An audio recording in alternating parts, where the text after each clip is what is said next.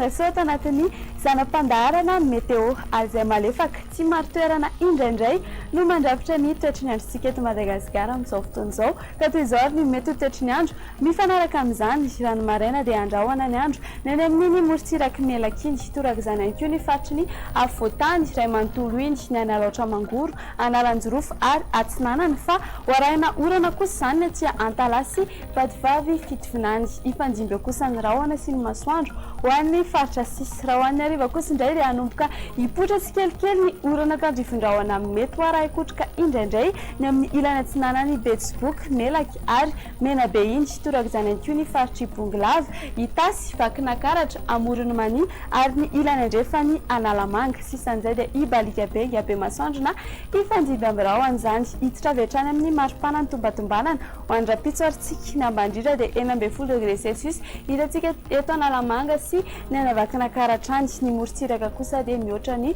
20°C ny maripana ambondritra kosa indray dia hitantsika any amin'ny manodidina ny Mahajanga sy ny faritry Melakiny 13°C ny faritry ny afovoantany kosa dia eo amin'ny 15 ka hatramin'ny 20°C toy izao kosa ary ny mety ho toetry ny andro no vinavinaina ho andreo tanan-dehibe sy nosy manodidina Ibalikabe ny masoandro any Paris fa ifandimby amin'ny rahona izany ny any Milan sy Johannesburg hanao orana tandrifindrahona ny any Nairobi ary azoram-baratra kosa ny any Bangkok dia ifandimby ny rahona sy ny masoandro ny any Maurice toraka izany ihany koa ny any La Réunion sy Seychelles fa hanao orana tandrifindrahona mety hoaraha ikotrika ny any Comores dia izay sendray ny mamarana ny fotoanantsika akasitrahana feno ianao miaraka taminay hatramin'ny faran'ny fandaharana manome fotoananao ny tenako amin'ny manaraka indray veloma tompoko.